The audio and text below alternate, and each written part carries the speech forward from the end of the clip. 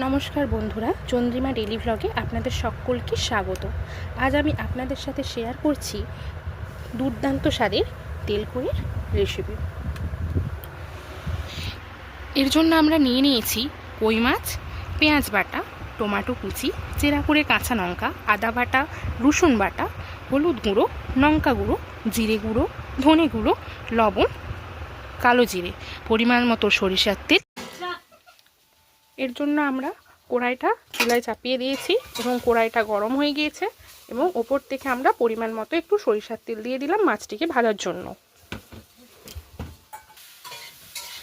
তেলটি গরম হয়ে গিয়েছে, এখন আমি সারা কড়াই তেলটিকে আমি একটু লাগিয়ে দেব এবং ওপর থেকে আমি কই মাছগুলোকে ভাজার জন্য দিয়ে দেব।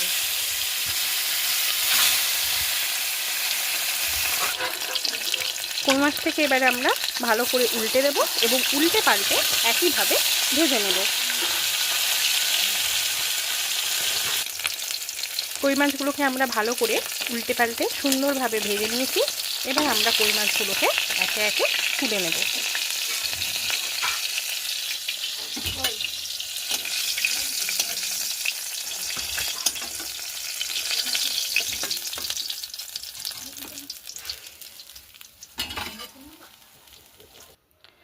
এখন আমরা ওই একই গরম তেলে চেরা করে কাঁচা লঙ্কাগুলো দিয়ে দেব এবং দিয়ে দেব ওপর থেকে ফোড়ন হিসেবে কালো জিরেগুলো।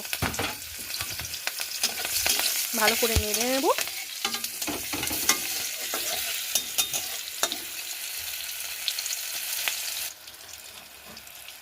পেঁয়াজ এবং ফোড়নটা ভালোভাবে ভাজার পরে আমি দিয়ে দিচ্ছি ওপর থেকে আদা বাটা পেঁয়াজটা এবং আমি ভালো করে পেঁয়াজটাকে তেলের সঙ্গে মিশিয়ে ভেজে নেব। উপর থেকে দিয়ে দিচ্ছি সামান্য নুন, এতে পেঁয়াজটা খুব তাড়াতাড়ি গলে যাবে এবং মশলাটা সুন্দরভাবে তৈরি হয়ে যাবে। পেঁয়াজটা ভালো মতো ভাজার পরে আমরা দিয়ে দিচ্ছি উপর থেকে রসুন এবং রসুনটাকেও আমরা সুন্দরভাবে কষে নেব যাতে রসুনের কাঁচা গন্ধটা একদম চলে যায়। রসুনটা ভালো মতো আমরা কষে নিয়েছি, রসুনের গন্ধটা কাঁচা গন্ধটা একদম চলে গিয়েছে। এখন আমি এর থেকে দিয়ে দেবো বেটে রাখা আদাটা এবং আদাটাও আমি সুন্দরভাবে মশলার সাথে কষিয়ে নেব।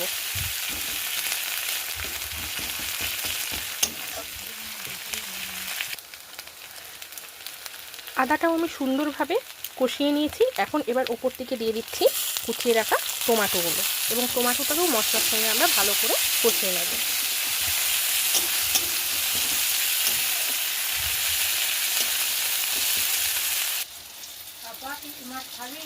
এরপর আমরা একে একে সমস্ত গুঁড়ো মশলাগুলো একটি বাটিতে নিয়ে নেব এবং ভালো মতো একটু জল দিয়ে গুলিয়ে দেব।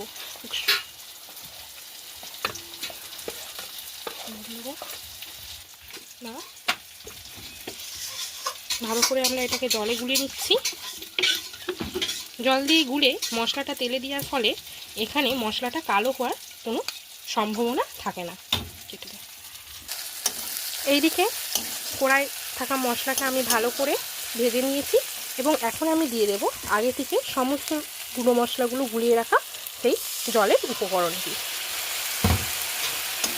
এবং ভালোভাবে মশলাটির সাথে মিশিয়ে নেব।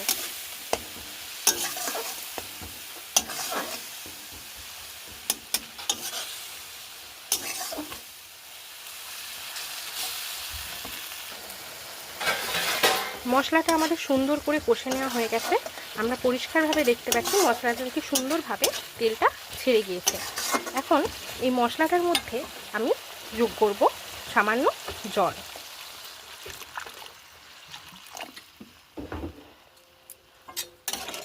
জলটা ভালোভাবে মিশিয়ে নেব এবং মশলাটা ফোটা পর্যন্ত আমরা অপেক্ষা করব। মশলাটি খুব সুন্দরভাবে ফুটে গেছে আমরা দেখতে পাচ্ছি। এখন এই ফুটে যাওয়া মশলাটির মধ্যে আমরা ভেজে রাখা মাছগুলো দিয়ে দেব এবং ভালোভাবে নেড়ে নেব এবং মাছটিকে ভালোভাবে মশলাতে সিদ্ধ হওয়ার জন্য অপেক্ষা করব যতক্ষণ না মশলাটা শুকনো শুকনো হয়ে ফ্রাই হয়ে যাচ্ছে। মশলাটা খুব সুন্দরভাবে ফুটে গেছে এবং জলটা অনেকটাই কিন্তু মরে গেছে। এখন আমি মশলার ওপর দিয়ে সামান্য একটু স্বাদের জন্য কাঁচা সরষের তেল ব্যবহার করলাম এবং সুন্দরভাবে মশলাটাকে আরেকবার নামিয়ে দিলাম এবং মশলাটা আরেকবার ফুটতে আমি সময় দিলাম। মাছের মশলাটা খুব সুন্দরভাবে ড্রাই হয়ে গিয়েছে এবং সাইড থেকে খুব সুন্দরভাবে মশলাতে সম্পূর্ণভাবে তেলটা ছেড়ে গিয়েছে। আমাদের প্রায় অলমোস্ট রেডি এই মাছের ঝালটা, তেলকড়িটা। এখন আমরা এই মাছের ঝালটাকে নামিয়ে দেব।